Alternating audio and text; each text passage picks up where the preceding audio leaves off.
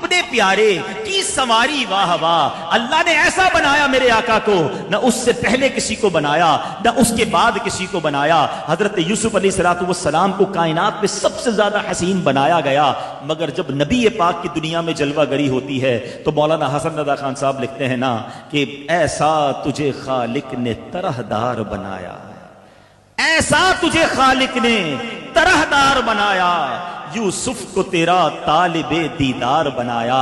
آقا کونین بنائے گئے سرکار کی خاطر، کونین کی خاطر تمہیں سرکار بنایا۔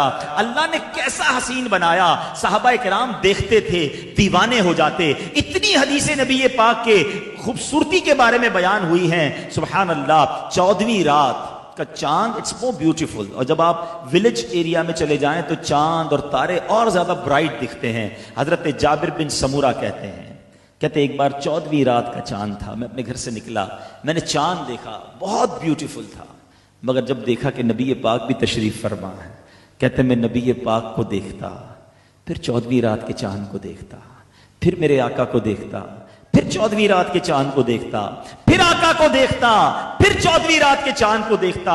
حضرت جابر کہتے ہیں واللہ میرے آقا 14ویں رات کے چاند سے بھی زیادہ خوبصورت ہے، چاند کی طرح ان کو ہم کہیں تو مجرم ہیں، کیونکہ ان کی چوکھٹ پر چاند خود سوالی ہے۔ اللہ اکبر، سبحان اللہ۔ قرآن میں بھی پڑھتا ہوں، آپ بھی پڑھتے ہیں، کچھ حروف ایسے ہیں جس کا ٹرانسلیشن ہم نہیں جانتے، اللہ جانے، اللہ کے بتائے سے اس کے رسول جانے۔ یاسین، طٰہٰ، کہیں قاف، کہیں نون ہے، ایک جگہ آتا ہے کاف ہا یا عین صاد، ٹھیک ہے، میں نے بھی پڑھا، آپ بھی پڑھتے ہیں، مگر بریلی کے تاجدار نے بھی پڑھا۔ کہتے ہیں یہ کیا ہے، یہ 5 حروف کیا بتا رہے ہیں؟ اعلیٰ حضرت کہتے ہیں جو کاف ہے نا، یہ نبی پاک کی گیسوؤں کی طرف اشارہ ہے، زلفوں کی طرف اشارہ ہے۔ اچھا دیکھیں، ہونٹ جو ہوتے ہیں نا، اس کو گول کریں تو ہا، جو چھوٹی ہا ہوتی ہے، کہتے ہیں یہ ہا جو ہے نا، یہ میرے آقا کے دہن کی طرف اشارہ ہے، منہ مبارک کی طرف اشارہ ہے۔ ابرو جو ہے نا، یہ یا جو ہے نا، یہ میرے آقا کی ابرو ہیں، اور عین اور صاد یہ 2 نورانی آنکھیں ہیں۔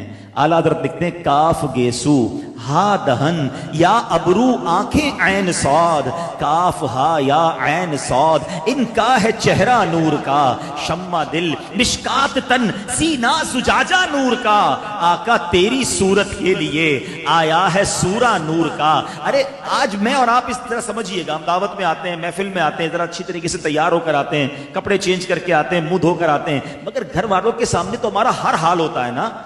سنو، میں نبی پاک کے گھر والوں کی بات بتاتا ہوں۔ بی بی عائشہ صدیقہ رضی اللہ تعالی عنہا نبی پاک کی مبارک زوجہ ہے نا، سنو وہ کیا کہتی ہیں۔ اگر مصر والے میرے آقا علیہ الصلوۃ والسلام کی گال مبارک، رخسار مبارک کے اوصاف سن لیتے، اس کی خوبیاں جان لیتے، وہ حضرت یوسف کی خریداری میں اپنے پیسے بازار میں خرچ نہ کرتے۔ کہتی ہیں زلیخا کو جو ملامت کرنے والی عورتیں ہیں نا، کہ اے زلیخا تم یوسف علیہ الصلوۃ والسلام کے پیچھے کیوں ایسی دیوانی ہو، وہ بھی اگر میرے آقا کی نورانی پیشانی دیکھ لیتی، ارے وہ ہاتھوں سے انہوں نے اپنی انگلیاں کاٹی تھی نا، نہیں آقا کی جبین دیکھتی تو اپنے دلوں کو کاٹ لیتی۔ اللہ نے ایسا حسین میرے آقا علیہ الصلوۃ والسلام کو بنایا۔ حضرت حسان بن ثابت، یہ بھی نبی پاک علیہ الصلوۃ والسلام کے در کے بڑے مشہور نعت خواں ہیں۔ سنو حسان بن ثابت نے کیا نعت لکھی، میرے آقا کا حسین چہرہ دیکھا، کہتے ہیں وَأَحْسَنُ مِنْكَ لَمْ تَرَ قَطُّ عَيْنِي، حضور آپ جیسا حسین میری آنکھ نے دیکھا ہی نہیں۔ وَأَجْمَلُ مِنْكَ لَمْ تَلِدِ النِّسَاءُ، حضور آپ جیسا جمیل کسی ماں نے جنا ہی نہیں ہے۔ خُلِقْتَ مُبَرَّأً مِنْ كُلِّ عَيْبٍ، آقا آپ کو آپ کے رب نے سارے عیبوں سے پاک پیدا کیا۔ سنو آگے بڑھ کر کیا کہتے ہیں، كَأَنَّكَ قَدْ خُلِقْتَ كَمَا تَشَاءُ، حضور آپ کو آپ کے رب نے ایسا بنایا جیسا آپ چاہتے تھے۔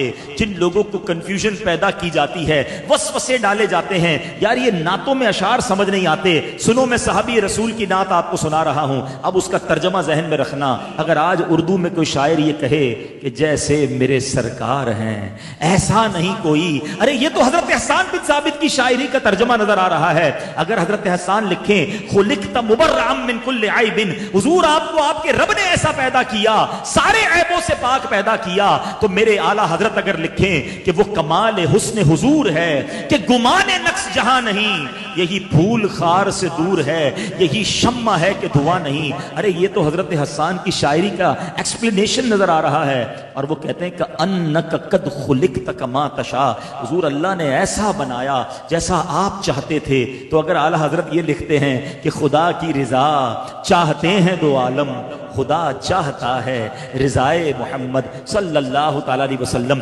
یہ سلسلہ اس وقت سے جاری ہے۔ تو کیا کیا نبی پاک کی خوبصورتی بیان کروں۔ حضرت عبداللہ بن رواحہ رضی اللہ تعالیٰ عنہ